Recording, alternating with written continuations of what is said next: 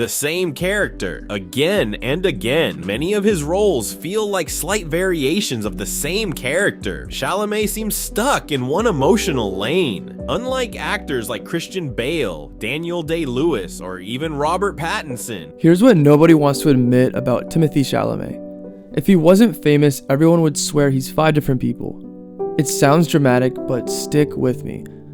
Because once you see how far he actually pushes his roles, you'll start questioning whether range is even a big enough word for what this guy does. So let's get into it. I'm breaking down how Timothee Chalamet has turned himself into one of the most unpredictable actors working today. Not because he's loud, but every time you think you have him figured out, he drops a performance that makes you go, wait, that's Timothee Chalamet? And I'm going to show you that through 4 different roles. By the end, you'll understand why critics calling him one note is one of the biggest misses in modern Hollywood. So let's go back for a second.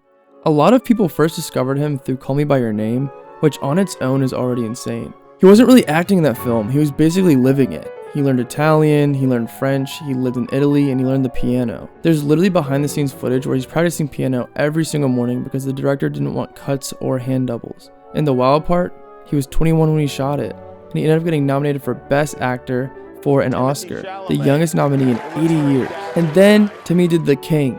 And this is where people should have realized he wasn't fucking around. He went from soft, sensitive, artistic Elio to King Henry V, a role that literally required armor and sword fighting, horseback work, and an accent.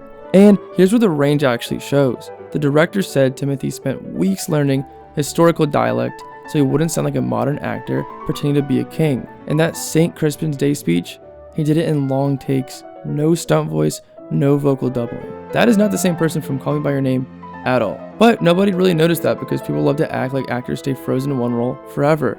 Then he had to prove to us when he made Dune. This is where everything got thrown out the window, because the role Paul that he played is not a normal role. He's not a teenager dealing with emotions, he's not a king learning responsibilities, but Timothee had to play a chosen one with god-level status, with zero room for acting errors.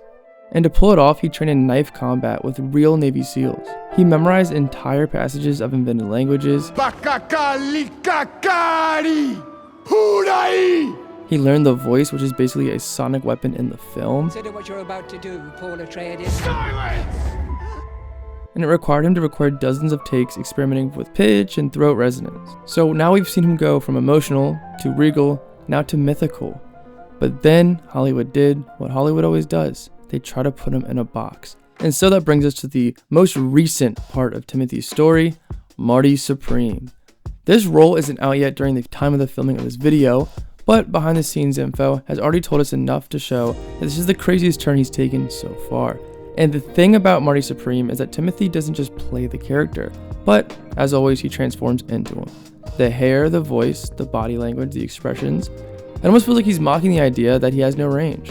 What's wild to me is that the Marty Supreme performance is built on something Timothee has done his entire career. He basically builds a Frankenstein mashup of the internet culture and leans into it. And here's where the fun fact comes in. For the role, Timothee learned table tennis just so he could perform one of Marty's signature scenes without needing a body double. He actually trained hand-eye coordination for weeks, which sounds insane until you remember this guy learned piano for Call Me By Your Name and sword combat for The King.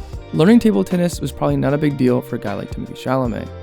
But Marty Supreme is different from all the other characters because it's the first time he plays someone intentionally chaotic.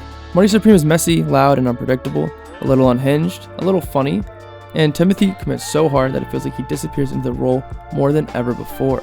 The dude looks like he's having the time of his life, and it shows. And here's the kicker. The early reactions say he might steal the whole movie. So how does one actor go from the soft-spoken Elio, a gay Italian, to a war-hardened king, to a galactic messiah, then to Marty Supreme? A character that looks like someone who would make a 40-minute rant about sneakers. This is where the challenge comes in. The world has a weird, almost stubborn habit of simplifying actors and everyone's professions as a whole. Once they see you play one kind of character, they expect you to replay that version of yourself forever. Jim Carrey broke out of the funny guy role. Matthew McConaughey broke out of the rom-com role. Robert Pattinson broke out of the Twilight role. And critics tried to box in Timothee too. They said he was typecast, the indie kid with long hair. But here's the thing, he never stayed in that lane, ever. And the deeper you look, the crazier it gets. Because every role he took didn't just require acting skills, they required actual training, actual lifestyle changes, actual work, involvement in the crafts that he plays. And now for Marty Supreme, he's doing full body performance, physical comedy, internet style pacing, and the kind of timing you only see from actors who are well trained in improvisation. Most actors are lucky if they can nail one type. And these 4 different types of characters, along with many others such as Wonka. But the real question is, how does he do this? Why does he do this? Why does he put himself in situations that are so difficult? And why does he receive so much doubt? The answer is pretty simple. He chases roles that scare him. He said in an interview once that the only roles he's interested in are the ones that feel impossible. That's why he keeps jumping from style to style. If he stayed in the lane critics put him in, he'd be safe, sure, but that'd be boring. And boring is the one thing he refuses to be. And honestly, that mindset is what separates good actors from great ones. Marty Supreme is proof of that. On paper, that role should not work. It sounds like something a studio would cancel halfway through filming because it's too weird. But Timothy saw the challenge and sprinted at it. And now people are saying it might be one of the most memorable performances ever. So here's the key moment and the key point that ties this all together. When you step back and look at his career, you realize Timothee Chalamet doesn't have range because he plays different characters. He has range because he lives different lives. Every role asks him to become a different human being. And every single time he commits like someone who has something to prove. People are watching. Critics are waiting. Social media is loud. And he uses all of that as fuel. So what does this mean for all of you, the people watching this video? It means the criticism was never the full story.